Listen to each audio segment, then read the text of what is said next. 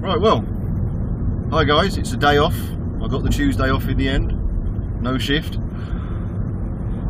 Could it be that I don't have any more shifts? Well, time will tell, time will tell. But off to a friend's today. He's the one that got the 944. So I'm going to go say hi to him. Now, as you can most likely see, there's a camera on that window. Thing is, it's a new kind of setup for me, and I know it's kind of shaky. So if the forward facing comes out a bit crap, you know, shaky, which I think it's going to, then I'm not going to bother using it. Now you might hear a small amount of squeak in the background. That's actually the aircon in this vehicle. It's a new aircon pump, it hasn't bedded in yet, so it still squeaks a little bit. Once it's been going a while, it gets slightly louder and then stops. It could always be a faulty pump, but it's under warranty, so why the hell do I care? But yes, all the way to Hemel Hempstead now. That's where he lives. Couple of things that I thought went without saying, but I have been picked up by a couple of people. Firstly, if anybody leaves a comment in the sections below regarding management or anything like that, then leave a nice comment, because they've been very nice. Simple as that. When I said about if you want to leave them any messages, I meant in the comments section below. Now, unless you're a driver, there is a strong possibility that you will not know who I drive for. So I don't think it's too much of a concern, but I better put that in on this one, for the simple fact that, you know, it's a case of don't email them directly, for the love of God. I'm an agency guy. Just leave the comment in the section below. That's it. The other thing that I thought went without saying is I was comparing and contrasting, here comes the rain, the small Actros, the Euro 6, to the larger Actros, the one that I drive, which is a Euro 5. Now, I know about the auto. You can go from eco mode to auto mode to manual mode. In actual fact, in my tips and tricks, I show you that. I also show you how I change up and change down. So yes, thanks to all the people that have been letting me know, but I actually know. I've been driving those things for 3 to 4 years, virtually every day. I've kind of worked out how they work. I also know that there are 4 reverse gears in an Actros. You can go flat out backwards. But yeah, I mean, hopefully that will stay relatively stable and I'll be able to use it, but if it's shaky, then obviously I'm not going to. I tried to stick it to the dashboard, but that was not going to work. And like I said, I haven't got... The windshield in this is such a violent angle. It just annoys me. I mean, this thing is to get the angle that I've got at the moment. That's the maximum angle I'm going to have, and it's still kind of aiming down instead of level. It's right back. It's almost touching the suction cup, so there could be a couple of tink tanks on the suction cup as I'm driving along. That one's just, well, it's wobbly. I tried to use one of the attachments from the kit, as you can probably tell, and knowing me, I've used the wrong attachment, because to be fair, that attachment was the sucker to stick on the dash. It's just there's a little screw thread in the middle of it, so I thought, sod it, I'll just use a screw thread. Oh, goody gumdrops. Oh, look at that, they pulled in for me. Isn't that nice? Cheers, boss. But yes, anyway, that's that little bit covered. On with my day, I suppose. Driving round the country lanes near where I live. Like I said, I literally live in the middle of nowhere, as you can probably tell. Well, if that footage is good enough. Hopefully once I get to the motorways and it's relatively smooth, that will stop shaking and the footage will be okay, but you never know, you never know. But anyway, what I wanted to say today, if I can, and it might give away a little bit of what I'm educated in, but whatever, never mind. I'll get over it. Is I want to talk about business. And it's not for any specific reason. It was something I was actually going to talk about in one of my daily vlogs, or one of my on the road vlogs. It's just a horrible coincidence that obviously I got pulled in by management recently. But it is just coincidence. I was actually planning on talking about it the day I got pulled in. Oh, that's why you don't put yourself on the wrong side of the road. I really hope that footage is good enough for that, otherwise that will make no sense.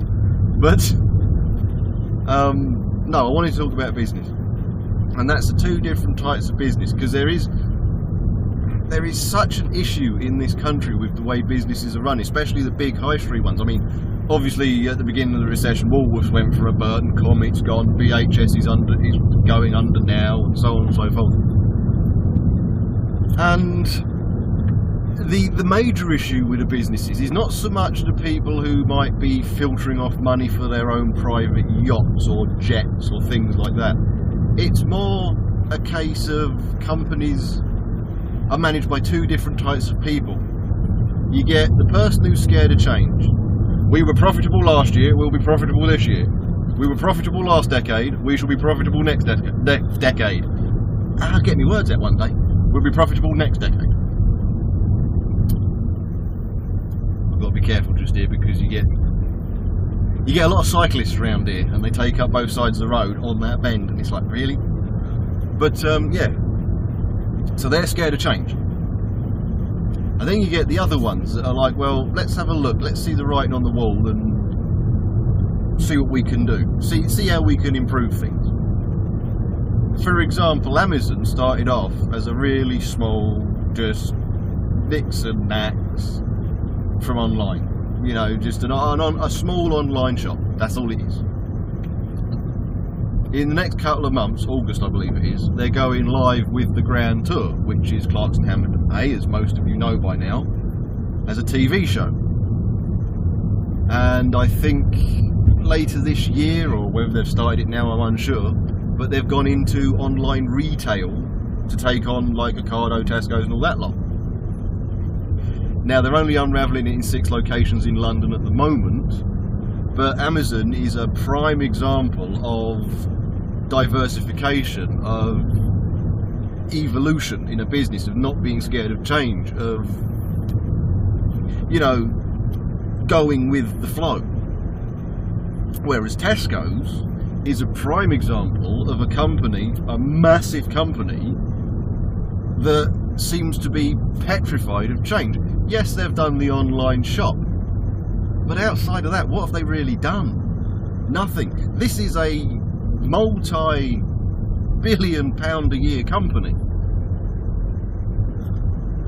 and they've got to the point where they're over-guesstimating, basically lying, about their profits for a quarter of 200 and something million.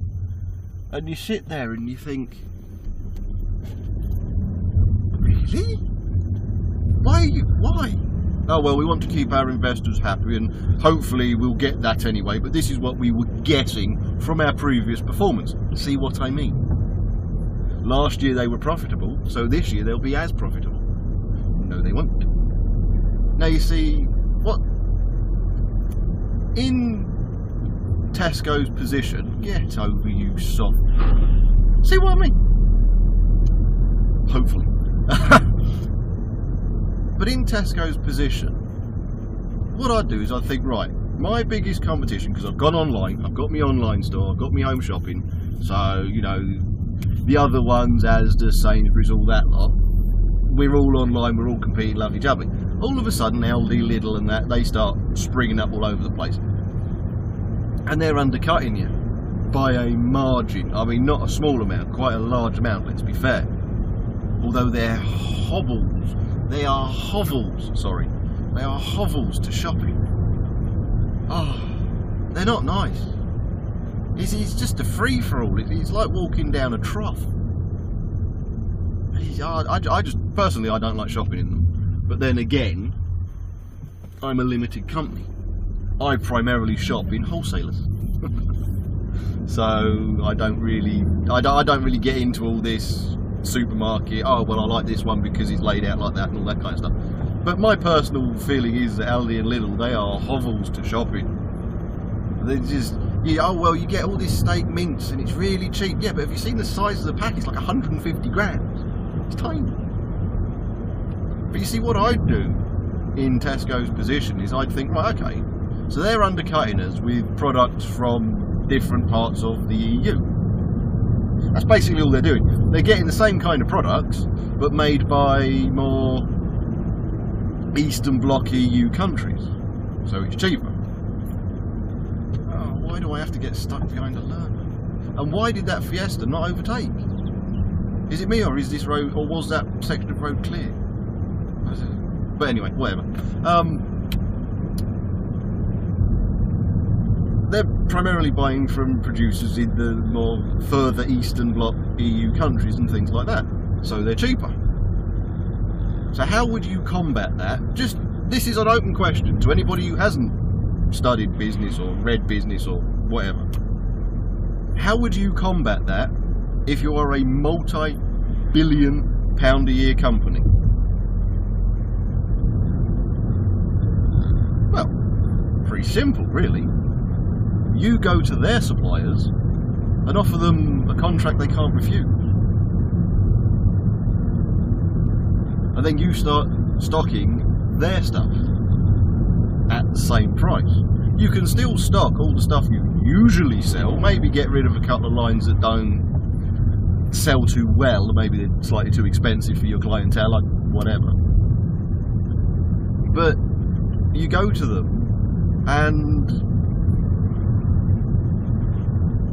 start stocking the stuff they're selling to undercut you.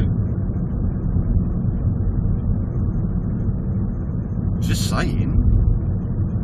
Then you bring your costs down, and then all of a sudden everybody starts shopping back with you again. Okay, it will shorten your profit margins on your products, but if you turn over more, you make more. I gave this example. I think I gave this example a while ago, or was it something I was thinking about giving at some point? I might have done, so if I'm repeating myself, many apologies. But it's a case of you're selling canvases by yourself, 30 quid profit a canvas, and you do 10,000 canvases a year, 300 grand profit, tidy profit, nice bit of change in your back pocket. Then a large company comes along, like Tesco's, and says, we like your canvases. We'd like to sell them throughout our national network. We'll give you £5 profit per canvas sold. Well, an idiot would think on profit margin. An intelligent person would sit there and go, okay, how many canvases are you likely to sell in a year? About 1 million. For argument's sake, okay, I'm picking figures out the air here. It'd at least be 100,000, put it that way. Okay, let's use 100,000. Yeah? Now an idiot would think, oh yeah, but I'm making 30 quid profit. No, I'm not interested. Oh, you could still make your 30 quid profit each year off the stuff you sell, because you've still got your shop. But then you start selling canvases via, say, Tesco's, 100,000 units at £5 profit, that's £500,000 profit, plus your £300,000 that you get anyway.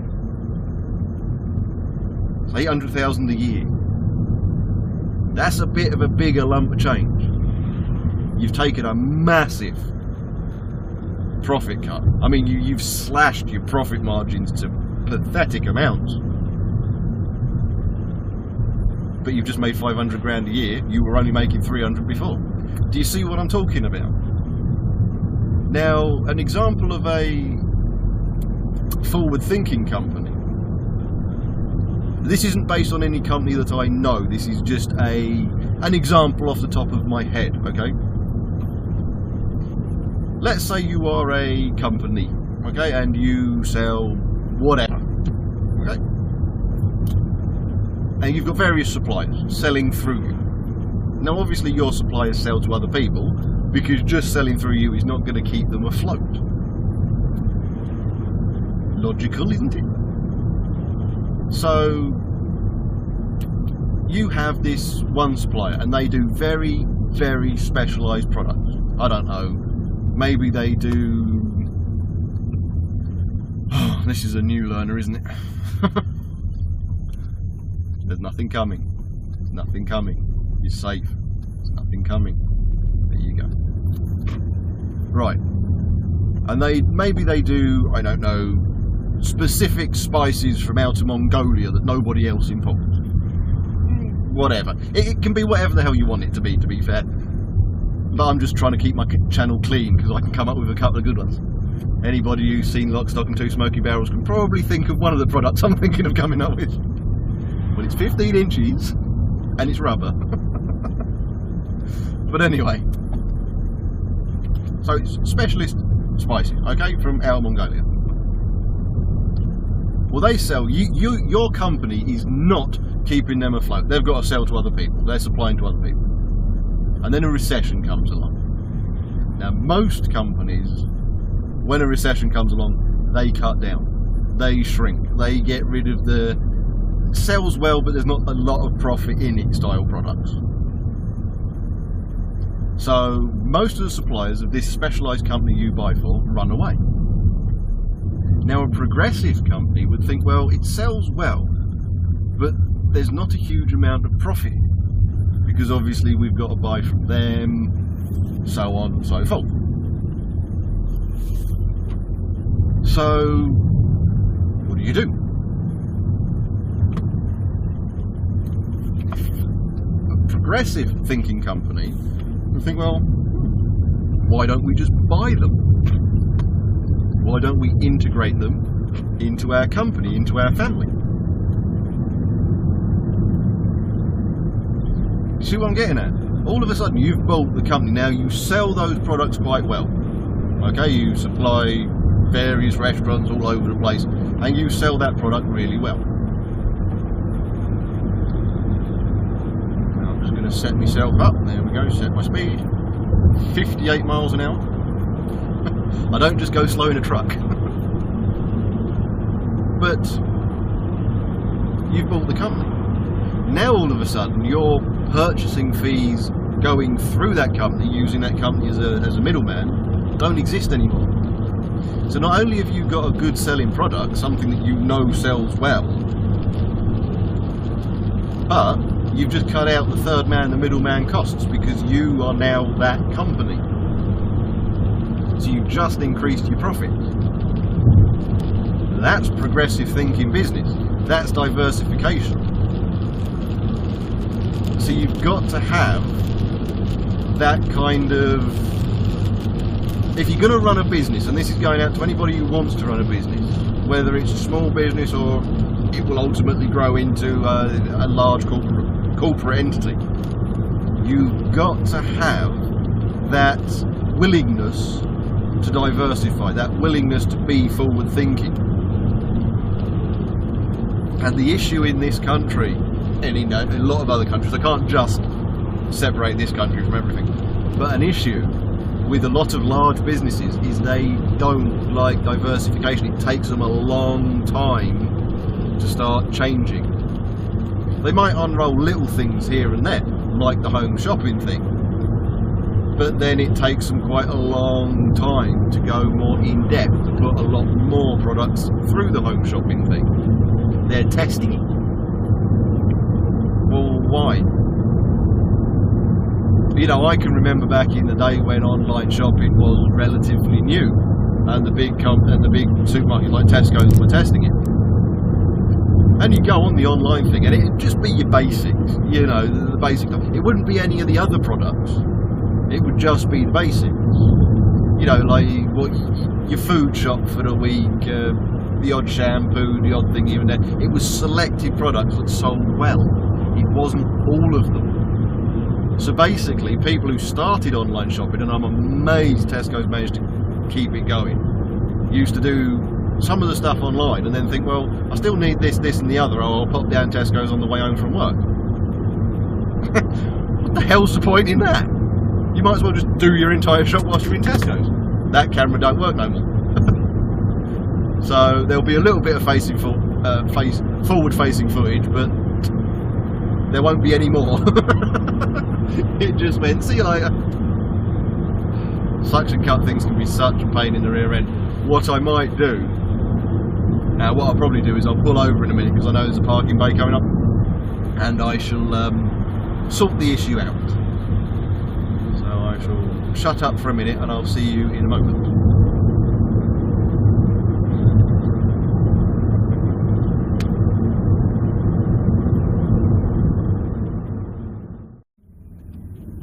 Well, there you go, sorted that one out, stopped in at standstill. I bet that's going to fall off again. The angle's going to be completely different now, I know that much. I don't know how good that angle's going to be, but oh well, whatever.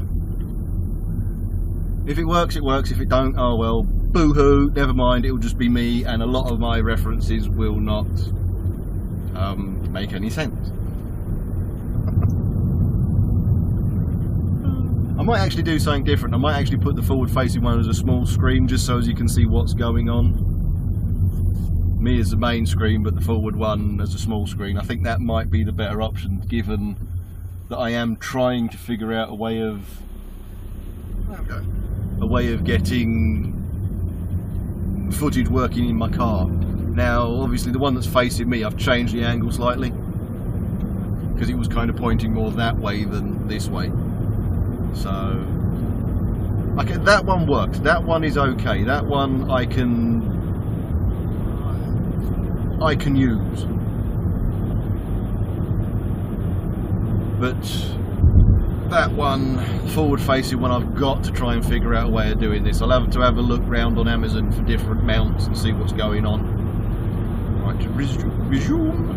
Lovely. Anyway. Off we go. Keep my windshield a little clean. Don't know why. But yes, that was a business thing that I wanted to chat about in one of my other ones, but never got round to. So I don't know whether it gave away any level of my education. Might have done. Do you understand business, sir? I might do, just a little bit. But you've always got to think about that for anybody who wants to run businesses. You've got to.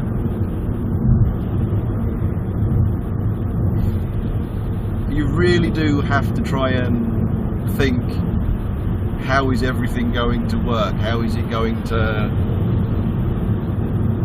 grow, change? You know, that kind of thing. Because unless you do, you're not going to last very long. And that's with everything. From running a bakery to running Warburns. A lot of you guys might want to do YouTube. Well, I'm talking about splitting my channel yet again into another version, a Bill's vlog style thing.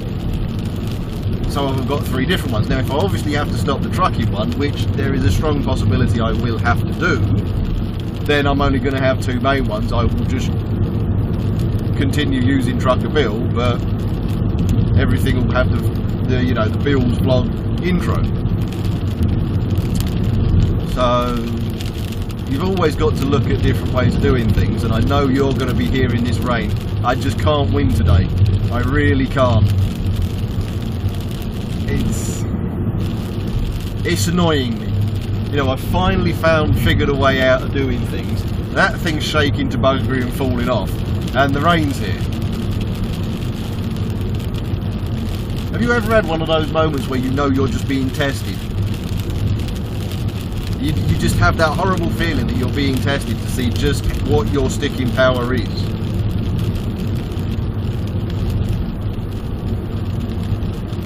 I just can't win. I just cannot win.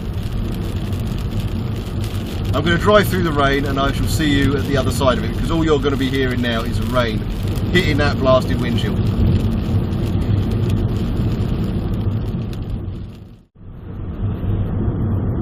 Well, I got through the rain. Oh, it was just annoying. It got really heavy at one point. It was. Everyone was slowing down. lovely. Thank you kindly. Might stop back into there. Yeah, everyone was slowing down and you're sitting there and you're thinking, oh really? It's a bit of rain. But to be fair, I'm only set to a slow speed. I'm 57 now, roughly. I've got, since I filled up, I've done 610 miles. I've got 164 mile range supposedly, but that's 164 miles. It changes every 2 to 3 miles at the moment, so what it is. But yes, the rain has subsided. Everything is clear. It's so nice. But yeah, as you can probably tell, even if I can't do the stuff that I do at work, I'm still going to keep something going. Whether it's talking about business, politics, the EU, whatever. And that's a funny thing. This EU referendum. Now, as you know, I'm neutral. I am totally neutral. I'm not telling you how I'm voting, and I'm not saying that either side is right or wrong. I'm not. But the EU referendum just amuses me. Because it's not because we're having a referendum to see whether this generation wants to be in the EU or anything like that. No. It's got nothing to do with that. It's because of what I'm hearing from people around me. Oh, well, I'm voting to leave Europe. No, you're not. Yes, I'm voting to leave Europe. The only way the UK is going to be able to leave Europe is if we can get about 100 Saturn Space 5 rockets, bung them all up and down the eastern seaboard and blow ourselves out off into the ocean. We're not leaving Europe. We're leaving the EU trading platform. And I just love the way certain people are saying, oh, well, I'm voting to leave Europe, we don't want to be in Europe, get out of Europe. We're not. We're still going to be in Europe. Same way Switzerland, Denmark, Norway are still in bleating Europe. I think, is Denmark actually free of EU? I know Norway and Switzerland are. I don't know about Denmark. I think Denmark is. I'm sure I'll be corrected.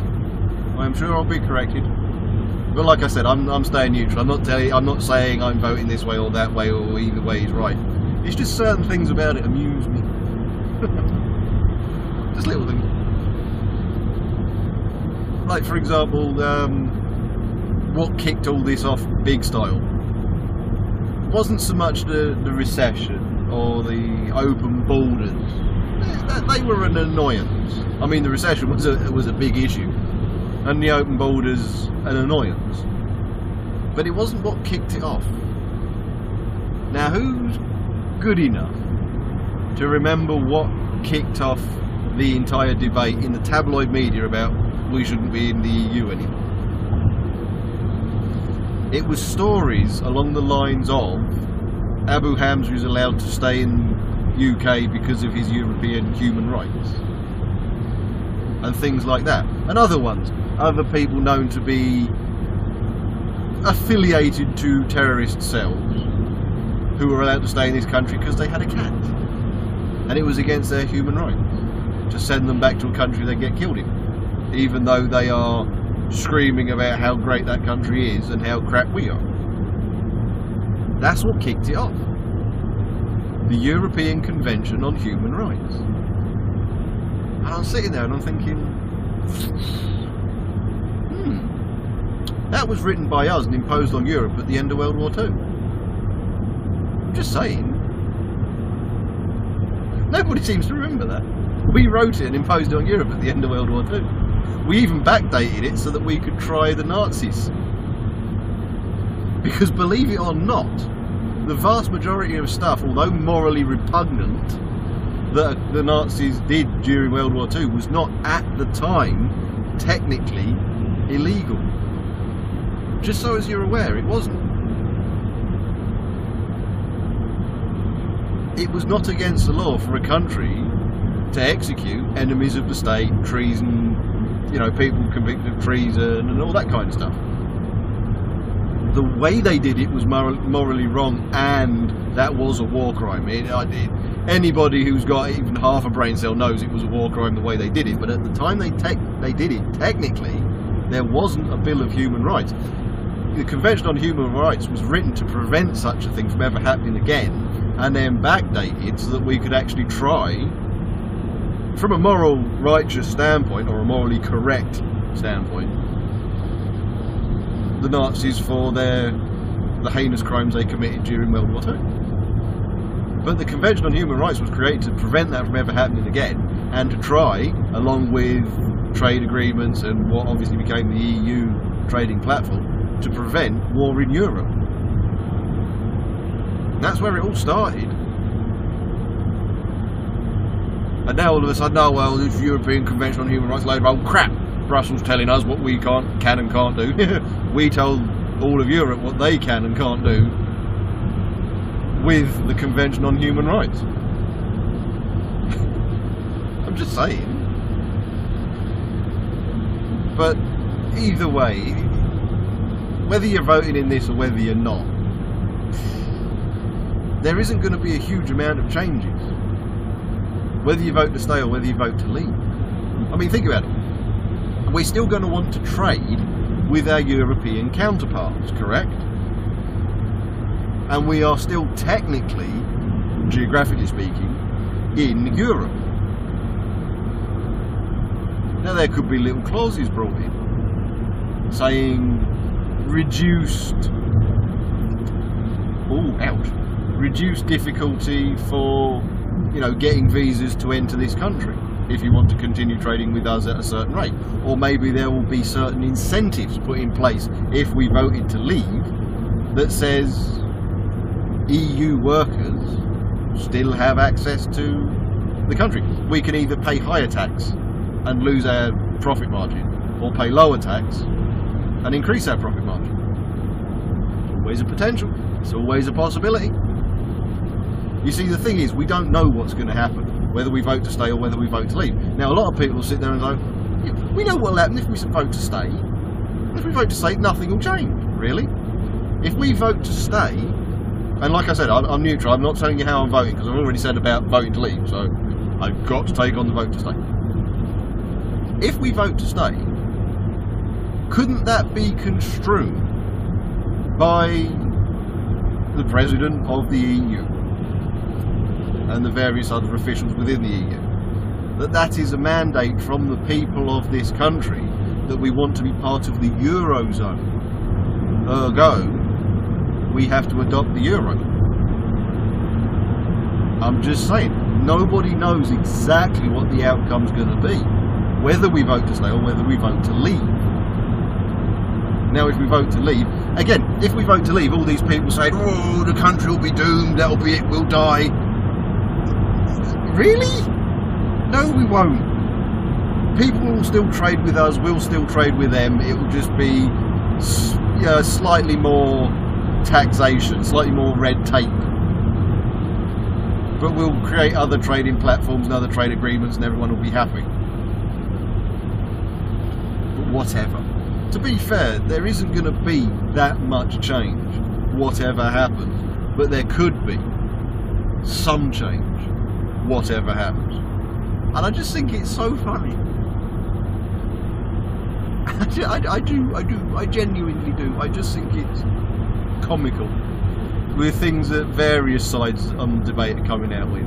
Like the 350 million a week. Okay, yeah. 350 million a week leaves this country, goes to the EU. That's beyond contestation. You can find that figure. But how much comes back in farming subsidies, the tax rebate, that, before the left side all gets emotional, Margret Thatcher won for European countries, the tax rebate. And then of course all the trading deals we have in place that lower our taxation, all that money that we earn from being in the EU, how much comes back then? So how much really goes away each week? Some people will sit there and go, oh, it's about 120 million realistically. Some will say 70 million. These are all different figures I've heard. And some will say, well, technically, if you take into account the amount of tax that we're not paying on all these products being shipped to the EU and shipped from the EU, and because of the EU trade agreements, we're actually making money ultimately. And it's just the whole host of all these arguments. It just amuses me. It just makes me giggle. But however you're voting, I don't personally care. You know, I'm not telling you to vote to stay. I'm not telling you to vote to leave. I'm just, you know, neutrally just saying what amuses me about it. That's it. But it is quite funny. I just find it funny. One side scaremongering, the other side scaremongering, everybody else in the middle, like me, we're just like, what? What? I know there's a few conversations I've had with people who've gone, oh, I'm just not going to bother voting because I just don't care. I really don't care. You know, it just amuses me. But anyway, there we go. I think I have dragged this one on long enough. I mean, this has got to be pushing one of the longest ones I've ever done by now. So, cheers for watching. Like, subscribe, share about, do whatever it is you usually do. I shall see you in the next one, whenever that may be. Alright, onwards to my destination. See you later, guys.